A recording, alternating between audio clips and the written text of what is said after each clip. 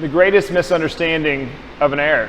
And the greatest misunderstanding of an error is trying to make the error for the sake of making an error. That's not what you're trying to do here. See, the reason that you make it, the reason that errors are so great is because of what you can learn from them, but the learning from them is optional.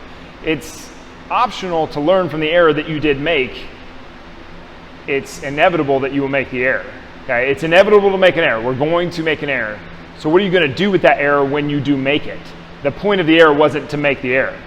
The point is to do your absolute gut-wrenching best, and then errors happen along the way because you were courageous enough to do your absolute gut-wrenching best, which means that you did the error.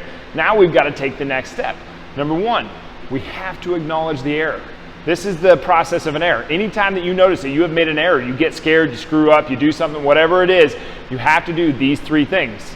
Okay, stick with me.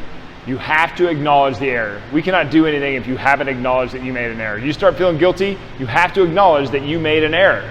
Okay, we'll get into more of that here in a little bit, but you have to acknowledge that we made the error. The second thing that we do is we have to learn as much as we possibly can from that error. Number three is we have to move on.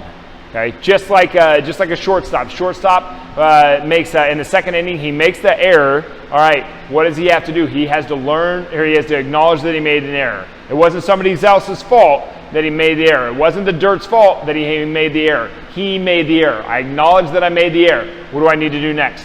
I need to learn from that error as much as I possibly can. Maybe the dirt is really wet that day, so the ball is slowing down, so you got to attack the ball more.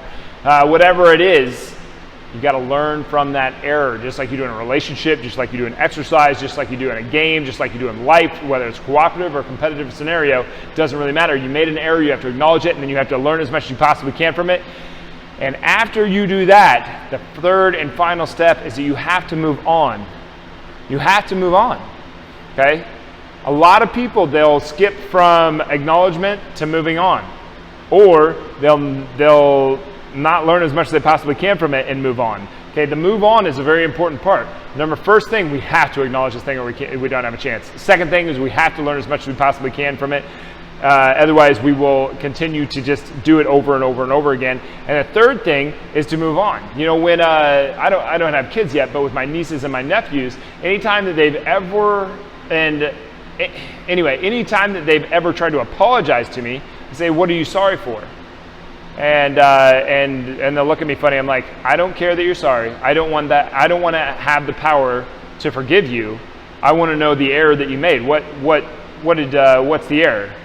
And anyway, we'll sit there and we'll talk about this and we'll figure out where the error was. Once they can give me what the error was, then we've acknowledged it. Then I ask them, what did you learn from this? I don't care about the apology. I don't care about sorry. Sorry doesn't mean that you learned anything. What was the error? Okay, we've acknowledged the error. 2, what did you learn from this thing?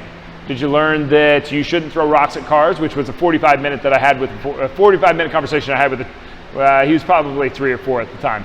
Very difficult to do. Okay, kudos to him for sticking with me that whole time. But like a lot of renegotiation there. Like, hey, back to the focus. All right, what do you need to do? Why would you not throw?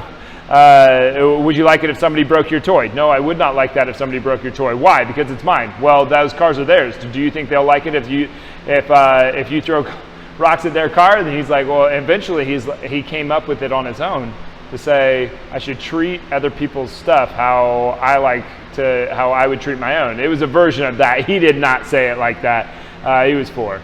But the point is, what did you learn? What did you learn? What did you learn? What did you learn? What did you learn? Say that over and over again. Figure out what you learned and go as deep as you possibly can with it. And then after that, you got to move on, because you can't sit there and live your whole life in this error that you did make.